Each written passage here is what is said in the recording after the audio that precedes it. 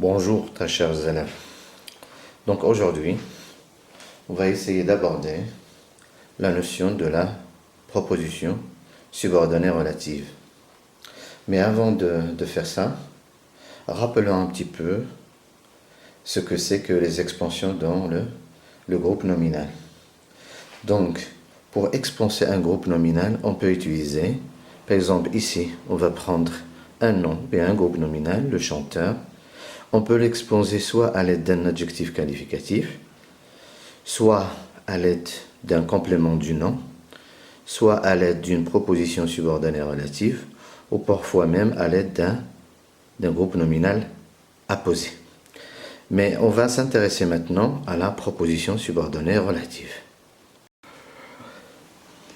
Donc, qu'est-ce que c'est qu'une proposition subordonnée relative? Donc, sa fonction.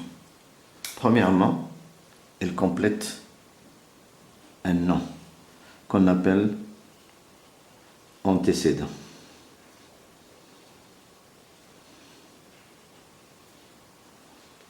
Elle est généralement introduite par un pronom relatif, le voilà. Et c'est une proposition. Ça veut dire quoi, proposition? Ça veut dire un groupe de mots unis ou bien réunis autour d'un verbe conjugué. Le voilà, écoute. Et bien sûr, elle contient un sujet.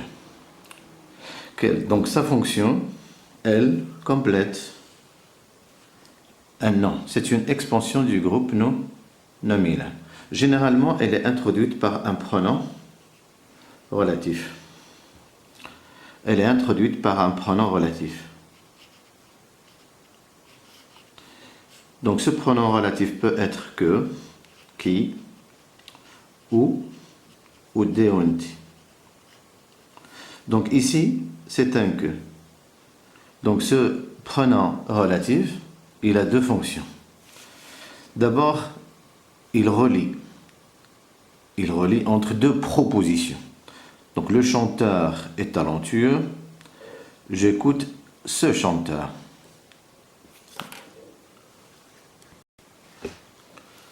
Le pronom relatif relie le chanteur est talentueux. On va l'appeler proposition 1. Et on a une autre proposition, proposition 2. J'écoute ce chanteur.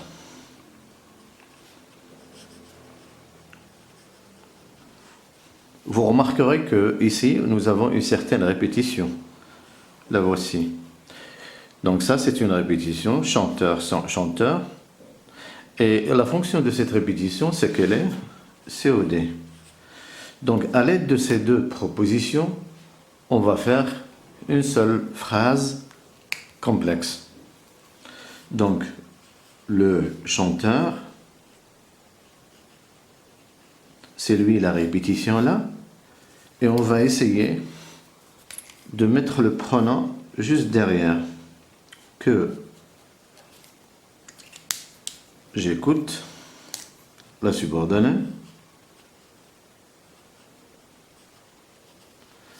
et je termine et talentueux.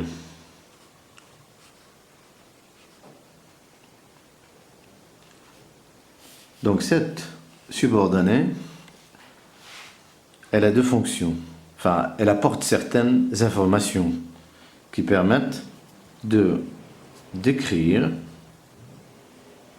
ou parfois d'expliquer. Donc si vous permettez, je résume un petit peu. La fonction, enfin la proposition subordonnée relative est une expansion du groupe nominal. Ce groupe nominal, ou bien ce nom, est appelé antécédent. Il est placé devant le pronom relatif, n'est-ce pas? Ce pronom relatif, il peut être, comme ici, simple, que, qui, ou, déonté, simple, ou parfois il est appelé invariable, ou composé, lequel, lesquels, etc. Donc c'est ce qu'on appelle, ça ils sont variables et ceux-là ils sont invariables. Bien, donc la fonction du pronom relatif, ben, il a deux fonctions.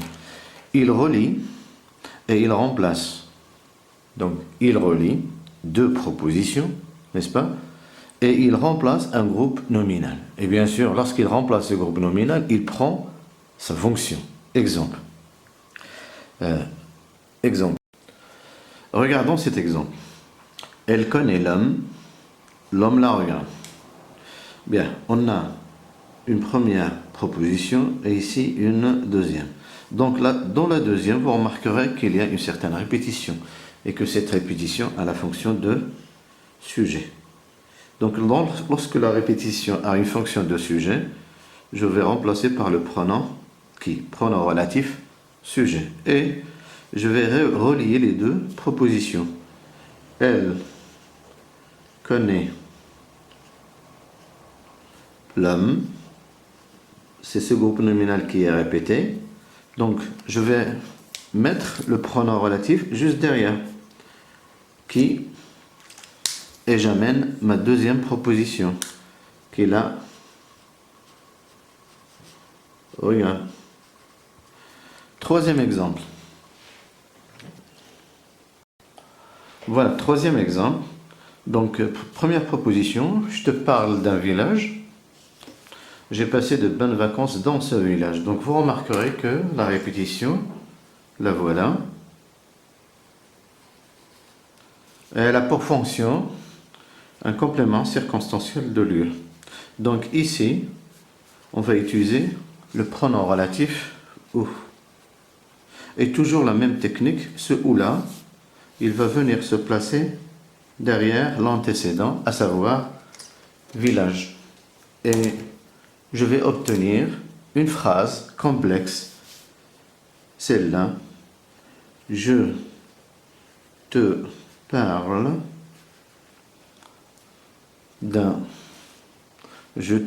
d'un village, pronom relatif, où j'amène la subordonnée, j'ai passé de bonnes vacances.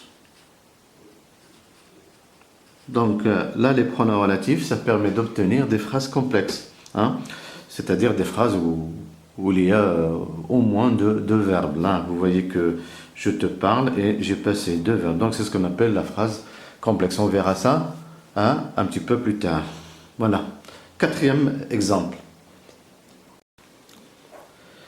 Bien, observons maintenant ces deux exemples. Donc ça, on est dans le quatrième exemple. Donc je vous présente la personne. Je vous ai parlé de cette personne hier. L'exemple 2.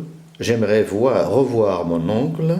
Je n'ai plus de nouvelles de mon oncle. Donc vous remarquerez que les deux groupes prépositionnels en vert sont introduits par deux. Ici et là. Alors, dans le premier, celui-là, cette personne est un COI. Elle joue le rôle de complément d'objet indirect. Et dans le deuxième, celui-là, là, il joue le rôle de complément de nom. Mais les deux, ils sont introduits par de. Dans ce cas-là, on va introduire par le pronom, ou bien on va relier par le pronom DONT. Voyons cela. Regardons les résultats. Je vous présente la personne dont je vous ai parlé hier. Donc, d'un vient juste après personne, puisque c'est l'antécédent. J'aimerais revoir mon oncle, l'antécédent, pronom relatif, dont je n'ai plus de nouvelles. Donc, essayons de résumer maintenant. Résumons donc.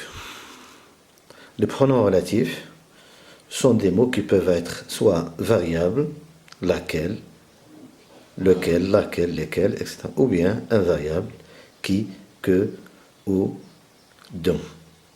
Donc ils appartiennent à la famille des subordonnants. Donc quelle est leur fonction? Donc ils relient, c'est-à-dire qu'ils introduisent, ils se mettent devant une proposition subordonnée relative et qu'ils remplacent un groupe nominal qu'on appelle l'antécédent. Et puis, quel genre de nom remplace-t-il? Donc ils remplacent le nom et prennent sa fonction. Ils remplacent un nom et prennent sa fonction. Donc si ce nom-là est sujet, on va utiliser, c'est la répétition, est sujet, on va utiliser le pronom qui. Si la répétition elle est complément d'objet direct, on va utiliser que, pardon.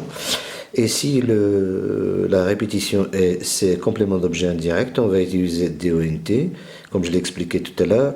Ou bien si c'est un complément du nom, toujours DONT.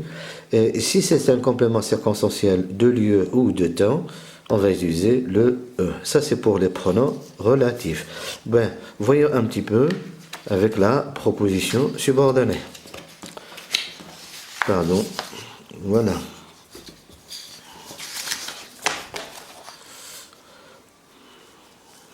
Donc, la proposition subordonnée, qu'est-ce que c'est? C'est une expansion, très important. C'est une expansion du groupe nominal. Faites attention, c'est une expansion, c'est-à-dire elle se place derrière un nom qu'on appelle antécédent. Ça, c'est très important, parce que c'est ce qui va la différencier d'une autre proposition. D'une autre proposition subordonnée. Donc il n'y a pas que la proposition subordonnée relative, il y a d'autres propositions subordonnées. Ensuite, qu'est-ce qu'elle fait? Elle apporte des informations. Elle apporte des informations soit pour décrire ou pour expliquer, on verra ça ici. Sa place, donc elle se met derrière l'antécédent, on a déjà dit ça. Elle est introduite par un mot. Ce mot-là, c'est un subordonnant. En fait, c'est un pronom relatif je viens de le dire. Ben, il y a combien de types de propositions subordonnées relatives? Il y a 2 types. Ça, c'est facultatif. On verra ça plus tard. Mais pour l'instant, il faut se focaliser sur la proposition subordonnée relative. Elle complète un nom, ça c'est le plus important, et qu'elle est introduite par un subordonnant qu'on appelle pronom relatif, comme j'ai dit tout à l'heure. Donc la proposition subordonnée relative, soit elle est déterminative, soit elle est explicative. Donc, exemple, les enfants qui sont fatigués vont se coucher. Là, elle est déterminative. C'est pas n'importe quels enfants qui sont fatigués. Certains qui sont fatigués vont se coucher. Là, elle est déterminative. Donc, elle peut être explicative. Les enfants, voilà, elle va donner une certaine explication, une certaine raison, qui sont fatigués, vont se coucher. Dans ce cas-là, elle est explicative. Voilà, donc je vous remercie pour votre attention et je vous dis à plus tard. Je vous mettrai des exercices, je vous enverrai des exercices sur votre compte WhatsApp directement, ainsi que la trace écrite. D'ici là, portez-vous bien et à la prochaine. Merci beaucoup.